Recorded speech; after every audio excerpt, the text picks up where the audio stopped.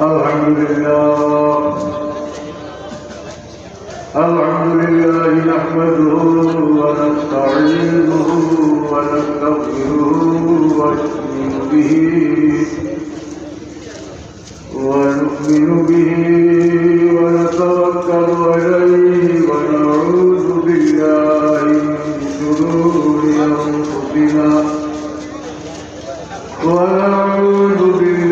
من شرور أنفسنا ومن سيئات أعمالنا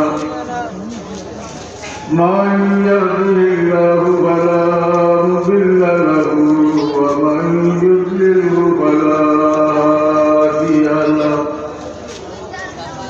ونشهد أن لا إله إلا الله وحده لا شريك له ونشهد أن محمدا عبده ورسوله صلى الله عليه وسلم أما بعد فأعوذ بالله من الشيطان الرجيم بسم الله الرحمن الرحيم ولو أنهم إذ ظلموا أنفسهم جاءوك واستغفر لهم الرسول لوجدوا الله توابا رحيما وفي آية أخرى إن الله وملائكته يصلون على النبي يا أيها الذين آمنوا صلوا عليه وسلموا تسليما محبت جنس الملك اللهم صل على سيدنا مولانا محمد وعلى آل سيدنا مولانا اللهم صل على سيدنا مولانا محمد وعلى آل سيدنا مولانا يا أكرم الخلق ما لي من ألوذ به سواك عند حلول الحادث العظيم اللهم صل على سيدنا مولانا محمد وعلى آل سيدنا مولانا يا سيد السادات جئتك قاصدا أرجو رضاك واحتمي بحماك اللهم صل على سيدنا مولانا وعلى آل سيدنا مولانا محترم जनाब सभापति साहेब उपस्थित আজকের গোলাইয়া কামিল মাদ্রাসার মুআজ্জাজ উলামায়ে কেরাম মুহাদ্দিসিনে কেরাম মুফাসসিরিনে কেরাম এবং আমার প্রাণপ্রিয় যুবক ভাই ও বাবা আল্লাহ তাআলা আল্লাহর দরবারে লাখো কোটি শুকরিয়া যে আল্লাহ তাআলা আমরা মুতাবারক ওয়াজ মাহফিল যে বুলাইয়া কামিল মাদ্রাসার ওয়াজ মাহফিল আমরা শরীক হইতে পারছি আমরা আবার আল্লাহ কবুল করো আমিন। পয়লা নম্বর চিন্তা করি দেখো তাই মাদ্রাসা বৃহত্তর আমার সুনামগঞ্জের মাঝে একটা কামিল মাদ্রাসা, আর এই মাদ্রাসার মাঝে আজকে অনেক ছাত্র বলতে ফাঁকলি পাই, এরা কামিল পাঠ করত, কামিল পাঠ করার মাঝে ও মাদ্রাসা পাঠিয়ে দেব।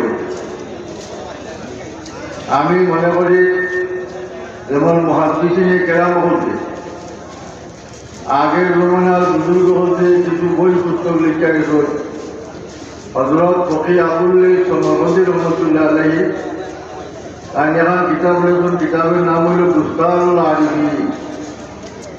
বুস্তানুল আরিফিন অর্থাৎ আল্লাহ উলি হল যারা, উলি আল্লাহ হল যারা এবাদত বন্দী করো যারা আরিফিল্লা যারা, এরা বলবার লাগে আর কিতাব পেয়ে গেছে, এটার নাম লেখেন বুস্তানুল আরিফিন।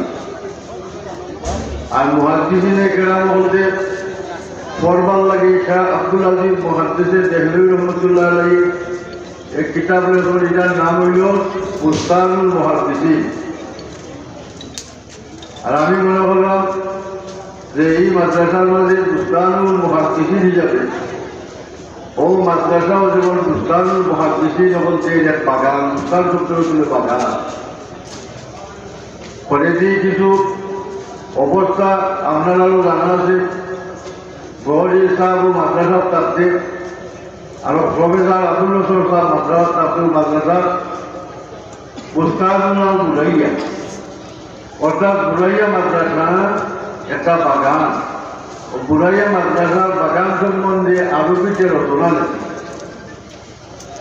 ও বুলাইয়া মাদ্রাসা যে বুস্তানুল বুলাইয়া ও শব্দটা আমার কাছে বারবার মনে হয়, যেমন বুস্তানুল মুহাদ্দিসিন করছে জেলা বুস্তানুল মুহাদ্দিসিন কিতাব শাহ আব্দুল আজিজ মুহাদ্দিসিন দেহলভী রহমতুল্লাহ আলাইহি আসমাউল রিজাল মুহাদ্দিসিন করতে হালত ও কিতাবের মাঝে বর্ণনা করছে। ও যে বুলাইয়া মাদ্রাসার মাঝে অনেক ছাত্র হলকারী ফাঁকলি পাই না, আমরা মনে হয় যেমন বুলাইয়া মাদ্রাসা বুস্তানুল মুহাদ্দিসিন বলতে যে আসর এক মহিলা হিসাবে প্রকাশ আসানি না এতজন ছাত্র ফাঁকলি বাবা হতিছে মুহাদ্দিস, এরা হইল মুহাদ্দিস মুমতাজুল মুহাদ্দিসিনে ফাঁকলি পাইছে। একসঙ্গে যদি যতজন মুহাদ্দিসের মাদ্রাসা থেকে বাড়ায়, প্রতি বছর যদি না বাড়ায়, এই মাদ্রাসা বুস্তানুল মুহাদ্দিসিনের দাবিদার না দাবিদার নাই কথাটা বুঝাইতাম পারছি না আমি। এর লাগি এমন এক মাদ্রাসার ওয়াজ আমরা আইছি যে মাদ্রাসার শিক্ষক হল যদি ওয়াজ করুন, যারা ছাত্র হল কামিল ফাঁকলি ভাইয়া পাঁচটা জায়গায় যদি ওয়াজ করুন আর ওয়াজে দিন রাত ওয়াজ হইলেও শেষ হইত না, তার ওয়াজ পাখিটা আমরাও মাদ্রাসার ওয়াজ হয়। ইগানের মধ্যে একটা পাপ ভক্তি, ইগানের মধ্যে একটা তবজ্জুহ এবং তার জীবনের মনোভাব আমরা আসেনি না আসেনি না ও যে তাজিম শব্দ আর মুতবরক শব্দ আর মুতবরক শাস্তি সত্তরের কেজি বাজার হইয়া গেল। ও সম্বন্ধে আমি দু একটা কথা আপনার মতো আলোচনা করা যায় না। মুতবরক কি জিনিস, তবরক কি জিনিস? এমন উস্তাদ যদি ছাত্র মনে করে যে আমার উস্তাদ আমার লাগে তবরক, বাপরে যদি ছেলে মনে করে আমার বাবা আমার মা আমার লাগে তবরক, তার লাগে তবরক দিনা তবরক না আসলে তবরক দিনা তবরক না, তবরক করতে দিটা বরকত। আমরা যে হয় যে এটা মতবরক মফি, মতবরক করতে দিটা মতবরক শব্দ হইতো যেন আইলে বরকত, যেন আইলে লাভ হয়, যেন আইলে সব হয়, যেন আইলে মানুষে নেকি আমল নামা মনে দেয় না, গুণা মাফ হয়, ওটার নাম মতবরক। সুবহানাল্লাহ হয়ে না? যেমন আল্লাহ নবী সাহাবী বলে, আল্লাহ নবীর মুতবরক বলে বলেন, আল্লাহ নবীর অঙ্গ প্রত্যঙ্গ যতটা আছে সব তারে তবরক বলে বলছে। আসানি না আল্লাহ নবীর ঠোঁট মুবারক, আল্লাহ নবীর থুক মুবারক, পেশাব মুবারক, পায়খানা মুবারক, নবীর রক্ত মুবারক, সব তারে নবীর মুবারক মনে করত, তার কারণে কবরলুক মনে করার কারণে তারা বাপ ভক্তি বাড়ছে, ইমানও তারা কাজলছে। এরা নাম সাহাবায়ে কেরাম, এরা আগে দিয়ে হল বাদে তারা রাদিয়াল্লাহু তাআলা দুই বাড়ি সম্মান। এরা সম্মান হইল কিনা নবীর কবরলুক মনে হইয়া আল্লাহ নবী সুর মুবারক কাটলে সাহাবায়ে কেরামে সুর লইয়া কারাগারি করতা, মাটি করবার দিতা না।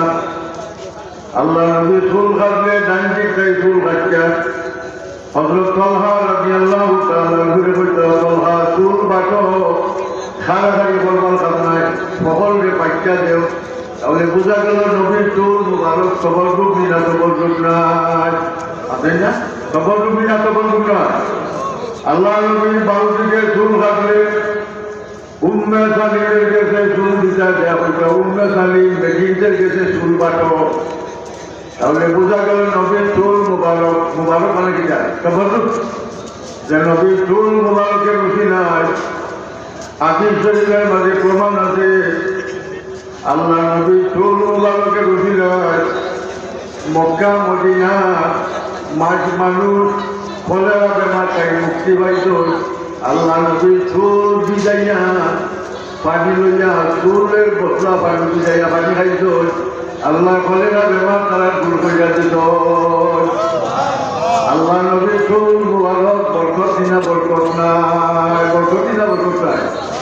নবীর আশার নবী আল্লাহ নবীর শরীর মুবারকের লোকের যতটা লাগাই লাগি নবীর খুব মুবারক, নবীর মুখাত মুবারক নাচটা গিয়ে লেখা বাড়াইত। কোনো না কোনো সাহাবিয়াত বলছা নবীর খুব মুবারক পালাই রে, কোনো না কোনো সাহাবিয়াত বলছা আল্লাহ নবীর খুব মুবারক। আল্লাহ নবী ওযু করলে সাহাবায়ে কেরামে খাড়াখাড়ি বাচ্চা ওযুর পানি লইয়া খেয়েও ওযুর পানি মুখ বুঝতা, কেউ মুখ বুঝতা।